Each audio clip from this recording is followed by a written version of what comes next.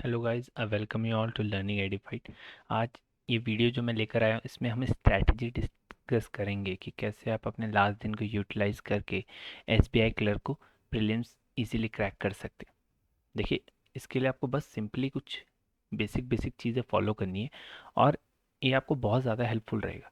बजाय इधर उधर एक्स्ट्रा एफर्ट्स लगाने के, एक प्लानिंग के साथ कुछ एफर्ट्स लगाइए। बहुत ज़्यादा चांसेस हो जाते हैं कि आपका प्रीलिम्स क्लियर हो जाएगा। मैंने खुद ने भी लास्ट ईयर 5 प्रीलिम्स क्लियर करे थे। एसबीआई पीयू, एसबीआई क्लर्क सब प्रीलिम्स क्लियर करे थे। तो मेरे पास एक अच्छा प्लान है और इसीलिए मैं आप लोगों के साथ वो डिस्कस कर रहा हूँ। एसबीआई क्लर्क 2020 में मैंने खुद ने 87 स्कोर करा था। ठीक है, तो आप लोग भी ये प्लानिंग को देखिए, क्या प्लान है, कैसे आपको करना चाहिए।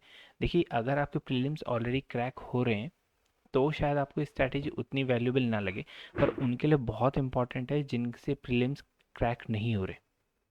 ठीक है, अगर आपके प्रीलिम्स क्रैक होते हैं तो आप देख लो, अगर आपके क्योंकि आप लोग ऑलरेडी एग्जाम में बैठ चुके हो तो आपके पास अपनी एक प्लानिंग होगी। पर जिन जो पहली टाइम अटेम्प्ट कर रहे हैं उनके पास प्लानिंग नहीं रहती, वो वहाँ जाके पैनिक कर जाते हैं और विदाउट प्लानिंग जाने के बाद में नेक्स्ट अटेम्प्ट का वेट करते हैं। तो देखो, कैसे अटेम्प्ट करो, लास्ट 10 दिन में पहले तो कोई नया टॉपिक मत पढ़ो। ठीक है, बिल्कुल भी मत पढ़ो, क्योंकि अब फ़ायदा नहीं है, इतना टाइम नहीं है कि आप एक नए टॉपिक को पूरे कॉन्सेप्ट के साथ क्लियर कर सको। ठीक है, तो ये गलती बिल्कुल मत करना कि नया टॉपिक लेके अब बैठ जाओ, वो आपको और भी प्रेशर क्रिएट करेगा। ठीक है, जितना हो सके जो टॉपिक आपने पहले पढ़े हुए हैं अभी तक, आप कुछ ना कुछ पढ़ते हुए आ रहे होंगे। ठीक है, जैसे डीआईज करते हुए आ रहे होंगे, सिंप्लीफिकेशन, नंबर सीरीज करते हुए आ रहे होंगे, उनको बेहतर करो।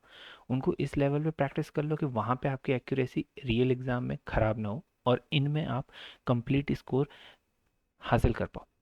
देखो, फॉर्मेट देख लो क्वांट में कैसा आने वाला है। 2 से 3 डीआई रहेंगी, अगर 2 डीआई रही तो एक केसलेट भी रह सकती है। देखो, बेसिकली इनसे डरना मत, बिल्कुल सिंपल कॉन्सेप्ट रहता है। वर्ड टू वर्ड जैसा जैसा बोल रहे हैं, ऐड सब्ट्रैक्ट मल्टीप्लाई यही चीज़ें कराएंगे। बहुत ज़्यादा चीज़ें नहीं होंगी क्योंकि प्रीलिम्स लेवल है। ठीक है, सिंप्लीफिकेशन और अप्रॉक्सीमेशन में गलतियाँ मत करना।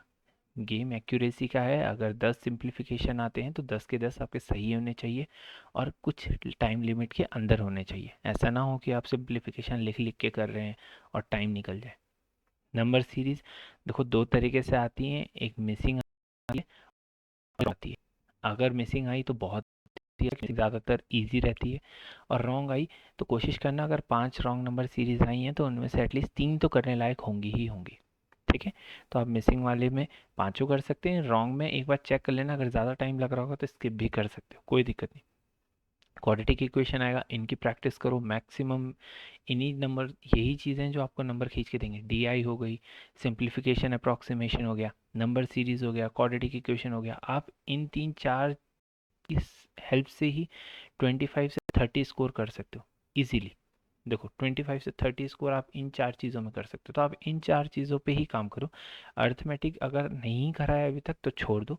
अगर आपको आता है अर्थमेटिक में कुछ कुछ, जैसे रेशियो प्रोपोर्शन आता है, प्रॉफिट लॉस आता है, बोट एंड स्टीम्स आता है, ऐसे ऐसे टॉपिक्स ज़्यादातर बच्चों को आते हैं। अगर आपको भी आते हैं तो आप इनसे 3 से 4 क्वेश्चन ईजिली कर सकते हो।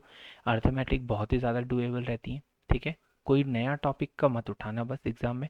जो टॉपिक आते हैं, जिन पे प्रैक्टिस करी हुई है, उन्हीं को उठाना। ठीक है, अगर लगे कि कैलकुलेटिव हो रहा है बहुत ही, तो स्किप करने में टाइम मत वेस्ट करना। जैसे ही लगे कि कैलकुलेटिव है, स्किप कर दो।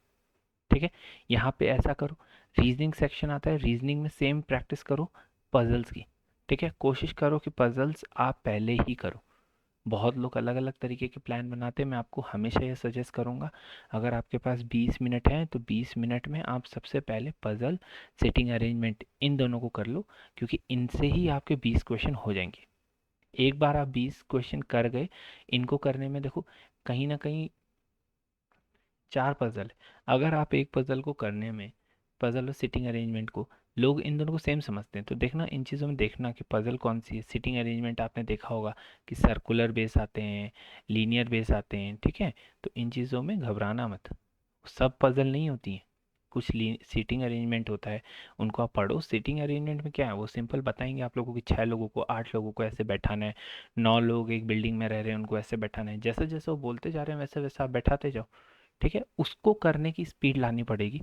जितना ज़्यादा आप उस स्पीड को अच्छा कर पाओगे, जितनी बार आप प्रैक्टिस करोगे, उतनी अच्छी वो स्पीड होगी और आप उससे उतना कम डरोगे। ठीक है, डरने की कोई ज़रूरत नहीं है। लोग पजल से डरते हैं, रीजनिंग सेक्शन से डरते हैं, डरने की बिल्कुल ज़रूरत नहीं है। बस प्रैक्टिस ज़्यादा करो उस चीज़ की। 10-20 अगर आप यहाँ पे कर लेते हो तो इन 20 को कोशिश करो कि आप 10 से 12 मिनट में कर लो। ठीक है, क्योंकि जैसे ही आप 10 से 12 मिनट में 20 नंबर सिक्योर कर लेते हो, उसके बाद आपके पास काफ़ी टाइम हो जाता है। देखो, जैसे इनइक्वालिटीज़ है, इनमें तो पेन भी नहीं उठाना होता है।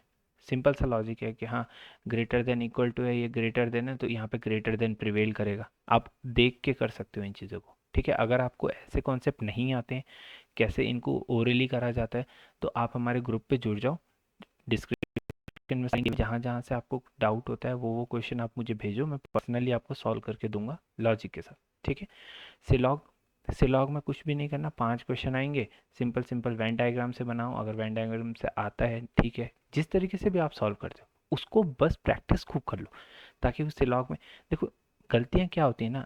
होता ये है एक्चुअल में, क्या 5 सिलॉग आए, उसमें से आपने 3 सही करे, 2 गलत करे, तो कोई फ़ायदा नहीं। इसीलिए प्रीलिम्स में कई बार आप कट ऑफ के बहुत पास आके रह जाते हो, क्योंकि एक्यूरेसी पे आप फोकस नहीं करते हो। कोशिश करो, अगर आप 4 से लॉक कर रहे हो तो 4 के 4 सही है।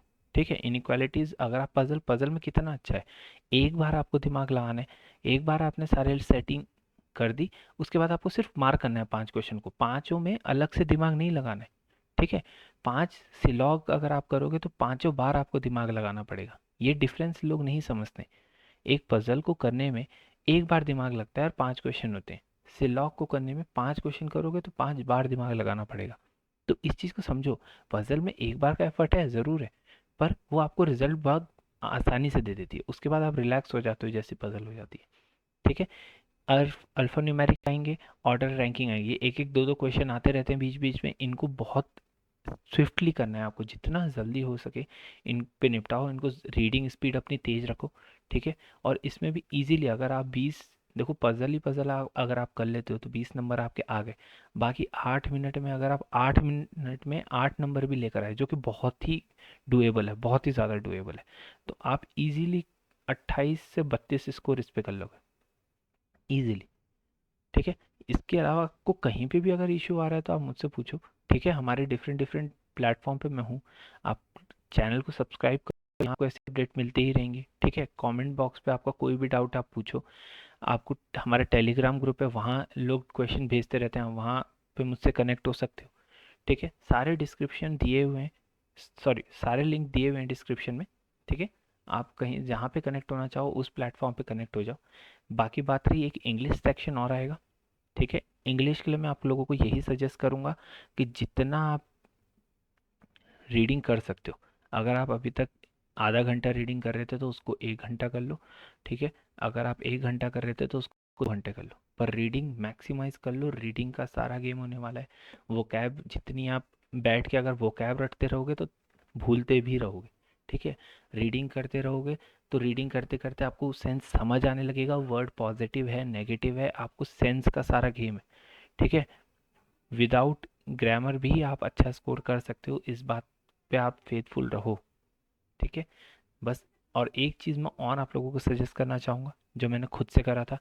जो आपको अभी एडमिट कार्ड आ चुके हैं, अपना टाइम देख लो आपका कौन से शिफ्ट में एग्ज़ाम है। जैसे मॉर्निंग 8 बजे है, या 10 बजे है, 12 बजे है, 4 बजे, जो 4 शिफ्ट में एग्ज़ाम होता है, जिस शिफ्ट में आपका एग्ज़ाम है, आज से ही उस शिफ्ट के हिसाब से ही एग्ज़ाम देने लग जाओ घर पे। अगर मॉर्निंग 8 बजे का एग्ज़ाम है तो रोज़ सुबह अभी 10 दिन तक 8 बजे एग्ज़ाम दो। ठीक है, अगर 10 बजे है तो 10 बजे एग्ज़ाम दो, 12 बजे 12 बजे दो, 4 बजे 4 बजे एग्ज़ाम। अपने आप को यूज टू बनाओ उस टाइम पे एग्ज़ाम देने का। ठीक है, बाकी अगर आपको सारी बाकी वीडियोस देखनी है, चैनल पे सब्सक्राइब कर लो। ठीक है, चैनल में वीडियोस हैं जिसमें कि एसबीआई क्लर्क का लास्ट ईयर का मेरा स्कोर कार्ड भी है। ठीक है, बाकी और अगर इनसे रिलेटेड वीडियोस चाहिए आपको, अप्रॉक्सीमेशंस नंबर सीरीज़ को कैसे बहुत तेज़ी से सॉल्व करा जाता है, डीआई को कैसे सॉल्व करा जाता है क्विकली, ये सारे वीडियोस मैं चैनल पर डालूंगा। ठीक है, आप बने रहें, हार्डवर्क करते रहो, और कोई भी अगर डाउट है तो आप पूछो। ठीक है, ऑल द बेस्ट, होपफुली आप लोग का एग्ज़ाम क्लियर हो।